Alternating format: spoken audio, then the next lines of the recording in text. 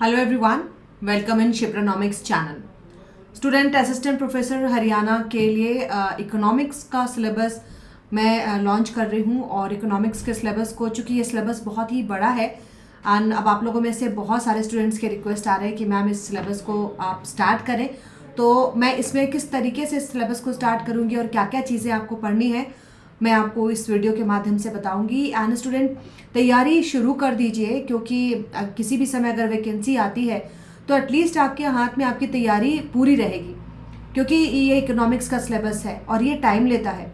कम से कम इस सिलेबस को पूरा करने में आपको 3 महीने लगेंगे।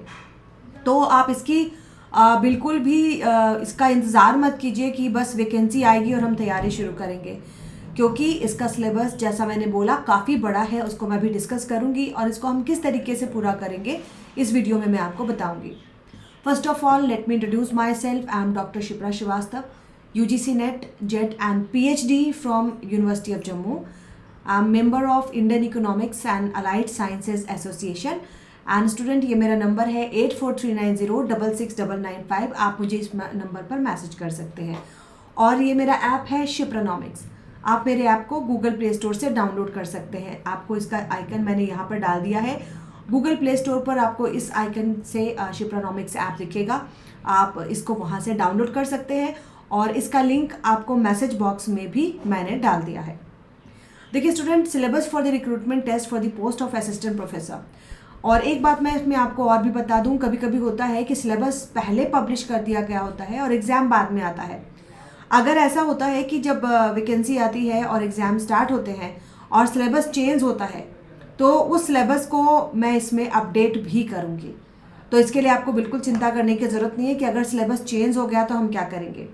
अगर एक बार आप उसको पढ़ना शुरू करते हैं और सिलेबस चेंज भी होता है तो मैं उस सिलेबस को अपडेट करूँगी। सबसे पहले देखिए, माइक्रो इकोनॉमिक्स का सिलेबस हम डिस्कस करेंगे। माइक्रो इकोनॉमिक्स में आपको सारी ही चीज़ें पढ़नी है, बहुत ही डिटेल वाला सिलेबस है ये। Demand, consumer analysis, production, cost, इसके साथ ही pricing under different forms of market structure, different models of objective of firm, इसमें बॉमल, मॉरिसन एंड विलियमसन के मॉडल्स पढ़ने, फैक्टर प्राइसिंग एनालिसिस और वेलफेयर इकोनॉमिक्स। तो माइक्रो इकोनॉमिक्स का ये बहुत ही डिटेल्ड सिलेबस है और अपने आप में ये सिलेबस को केवल माइक्रो पूरा करने के लिए आपको 15 to 20 डेज इसमें चाहिए, क्योंकि इसमें different model, objective of the firms भी आपको पढ़ना है। माइक्रो इकोनॉमिक्स के बाद मैं स्टार्ट करूंगी मैक्रो इकोनॉमिक्स। मैक्रो इकोनॉमिक्स में आपको classical approach, Keynesian approach, demand for money, macro के साथ इसमें थोड़े से मॉनेटरी के भी सिलेबस को दिया गया है। सप्लाई ऑफ मनी क्या है, डिमांड ऑफ मनी क्या है, Phillips curve analysis, business cycle में सैमुअलसन, हिक्स और काल्डोर का पढ़ना है, और relative roles of monetary and fiscal policy. तो ये जो 2 टॉपिक हैं ये सभी में नहीं होते, ये कुछ एक्स्ट्रा टॉपिक्स आप में डाले हुए। Relative roles of monetary and fiscal policy, कौन सी पॉलिसी अच्छी होती है, मॉनेटरी पॉलिसी अच्छी होती है या फिस्कल पॉलिसी अच्छी होती है। तो आप ये कंपेयर कब कर पाते हो, जब आप बहुत ही अच्छे से दोनों पॉलिसीज़ के बारे में कंफर्म होते हो, बहुत ही अच्छे से पढ़ा हुआ होता है।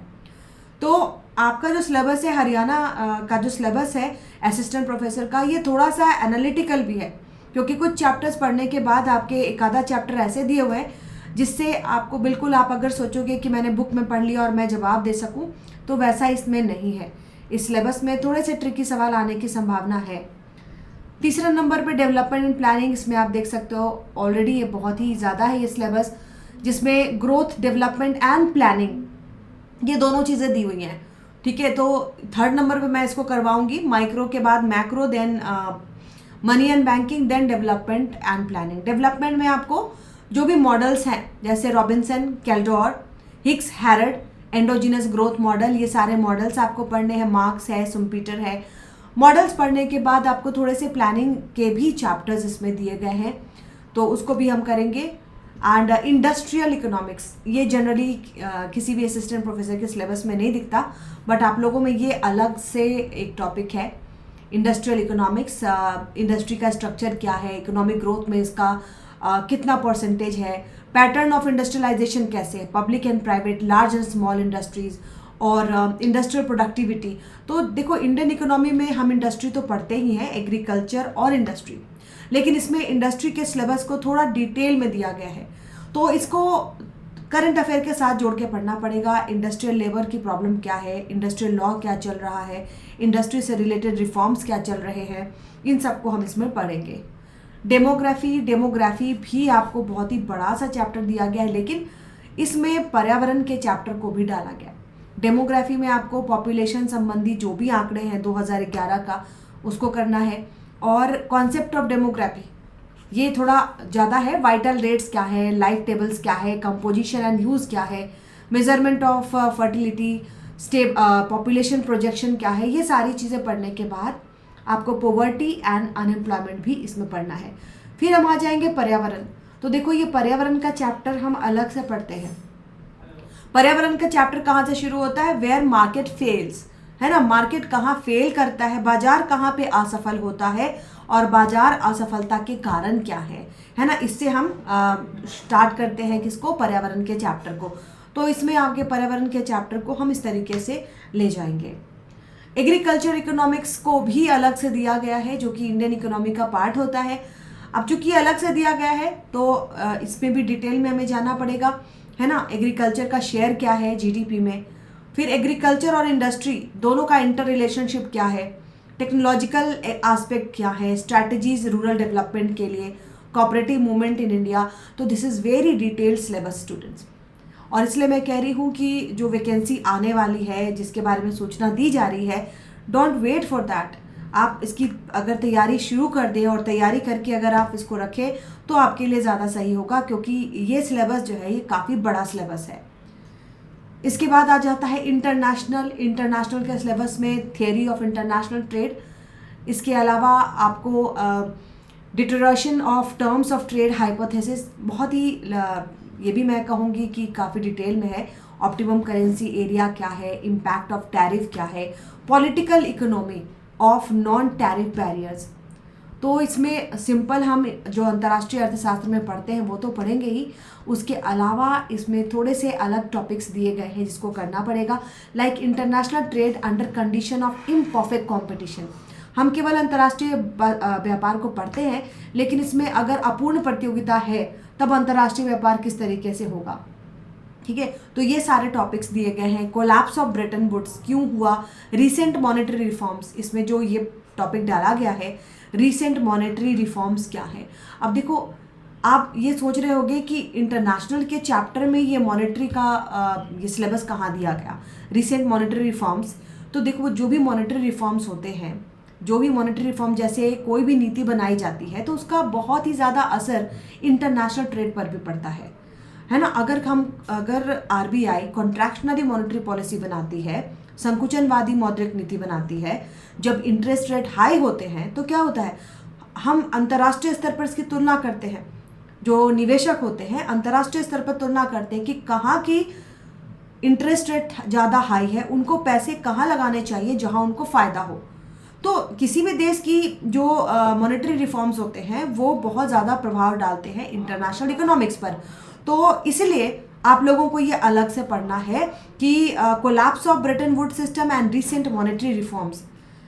इसके अलावा स्टूडेंट पब्लिक फाइनेंस में भी आ जाइए, तो पब्लिक फाइनेंस का भी सिलेबस बहुत ही बढ़िया और बहुत ही लंबा दिया गया है।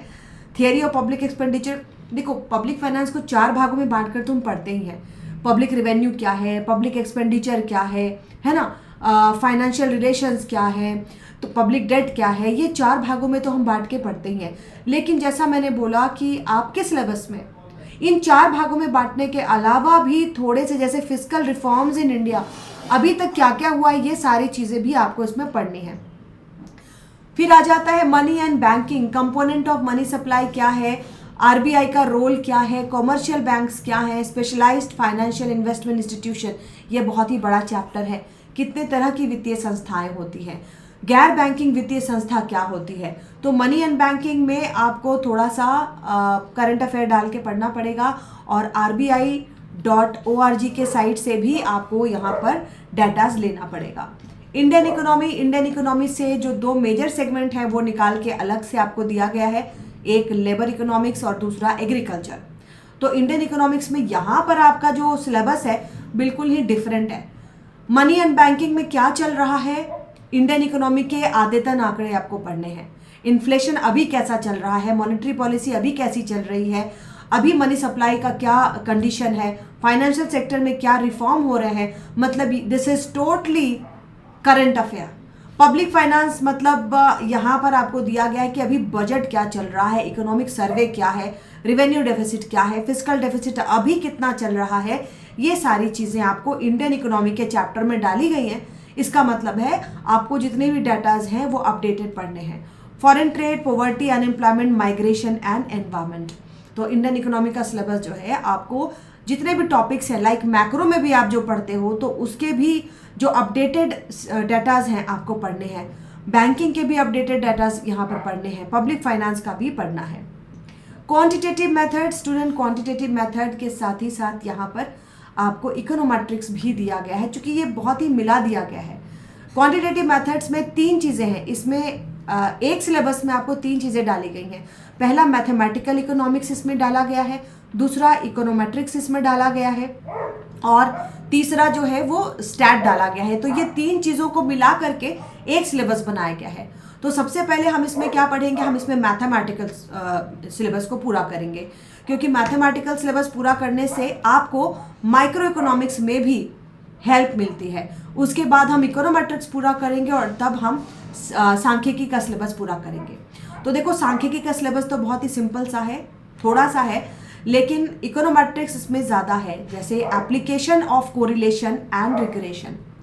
कोरिलेशन और रिग्रेशन आप सांख्यिकी में पढ़ते हो, लेकिन जब आप इकोनोमेट्रिक्स में आते हो तो एप्लीकेशन क्या है कोरिलेशन का, रिग्रेशन का, testing of hypothesis in regression analysis. तो ये बहुत ही डिटेल्ड सिलेबस है और थोड़ा सा डिफिकल्ट है जो इकोनोमेट्रिक्स का पोर्शन है। दो econometrics is my special paper, my specialisation is in econometrics, लेकिन यहाँ पर आप लोगों का जो इकोनोमेट्रिक्स का सिलेबस है वो मुझे थोड़ा सा ज़्यादा पढ़ाना पड़ेगा, because application of correlation and regression इसमें दिया हुआ है। एंड आप लोगों में से जो पीएचडी करोगे स्टूडेंट, मैं एक चीज़ और आपको बता दूं, अगर आप इकोनोमेट्रिक्स को ठीक से पढ़ते हैं तो ये आपको आगे पीएचडी में बहुत हेल्प करता है।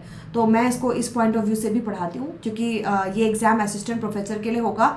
तो असिस्टेंट प्रोफेसर करने के बाद आप पीएचडी भी करना चाहोगे, एंड इसको मैं बहुत ही डिटेल में पढ़ाऊँगी, सो दैट आप लोगों में से जो पीएचडी करो आपको उसमें भी हेल्प मिले। एंड स्टूडेंट, मेरे द्वारा इसका सिलेबस पब्लिश कर दिया गया है, असिस्टेंट प्रोफेसर हरियाणा, और इसको आप मेरे ऐप शिप्रानॉमिक्स से डाउनलोड कर सकते हैं। मेरा ऐप का जो आइकन है वो मैंने आपको बता दिया, दिस इज़ माय आइकन शिप्रानॉमिक्स, और इस पर लाइव क्लासेस मैंने शुरू कर दी हैं स्टूडेंट, और लाइव क्लासेस में माइक्रो इकोनॉमिक्स इसमें चल रहा है। तो जल्दी इसको सब्सक्राइब कीजिए and don't wait for the vacancies. Vacancies आएंगी और ज़रूर आएंगी, क्योंकि न्यूज़पेपर में आप लोग जैसा देख रहे हो कि और भी वैकेंसीज आने वाली हैं। तो जब वैकेंसी आ जाएगी तो इतने बड़े सिलेबस को करना बहुत टाइम लगेगा। तो अभी से अगर आप पढ़ना शुरू कर दें और टाइमली इसको ख़त्म करें तो आप एग्ज़ाम आने के पहले इसको 2 बार रिवाइज कर सकोगे। तो इसलिए मैंने इस सिलेबस को लॉन्च कर दिया है, एंड जो भी स्टूडेंट इसमें हैं आप लोगों को लाइव क्लासेस मैंने स्टार्ट कर दी हैं। तो आप लोग भी लाइव क्लासेस के लिए must join Shipranomics app and purchase this course from them.